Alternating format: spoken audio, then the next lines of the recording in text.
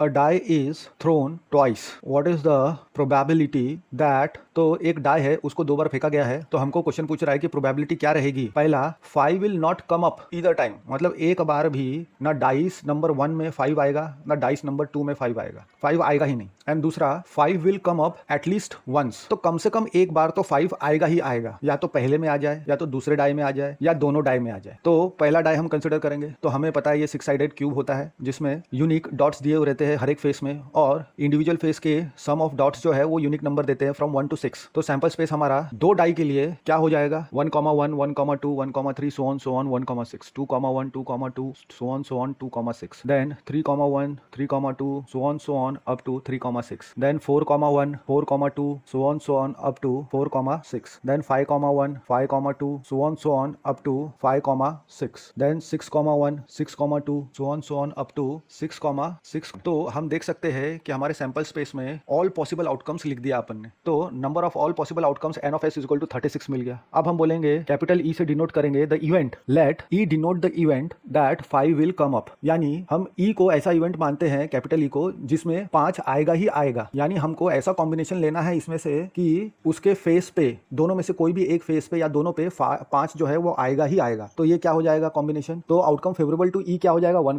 5, 2, 5, 3, 5, 4, 5, 5, 5, 5, 1, 5, 2, 5, 3, 5, 4, 5, 6, 6, 5। तो यही एक कॉम्बिनेशन हमको मिल रहा है देखने को, टोटल 11 कॉम्बिनेशन जिसमें 5 दिख रहा है, बाकी कॉम्बिनेशन में 5 नहीं है। Therefore n of E equal to क्या हो जाएगा 11। Therefore probability of the event that 5 will come up either once, यानी पहले डाई पे 5 दिखेगा या तो दूसरे डाई पे दिखेगा या तो दोनों डाई पे भी दिखेगा, तो 5 एक बार तो आना ही आना है। तो उसके लिए हमको क्या मिलेगा, P of E equal to n of E upon n of s equal to 11/36, क्योंकि n ऑफ E क्या है 11 है एंड ऑल पॉसिबल आउटकम 36 है n of s। Therefore probability of the event that 5 will come up either once is 11/36। But हमको क्या पता है that for a complementary event P of all the events in E plus P of all the events in not E is equal to 1 होता है। तो जो हमको पता है वो हम पुट कर देंगे, तो 11/36 plus P of all the events in not E is equal to 1। Therefore number एक साइड जाएगा तो 1 - 11/36 यानी 36 - 11/36 यानी 25/36 ये हो जाएगा नॉट E का probability. But this is the probability of the event that 5 will not come, तो 5 जो है ऊपर नहीं देखने को मिलेगा कोई भी समय, ना पहले डाई में 5 मिलेगा ना दूसरे डाई में ना दोनों में नहीं देखने को मिलेगा, तो उसका प्रोबेबिलिटी यही है 25/36। तो ये हमको पहला मिल गया। अब दूसरा क्या बोलता है, हमको वो इवेंट लेना है जिसका प्रोबेबिलिटी निकालना है जिसमें 5 विल कम अप एटलीस्ट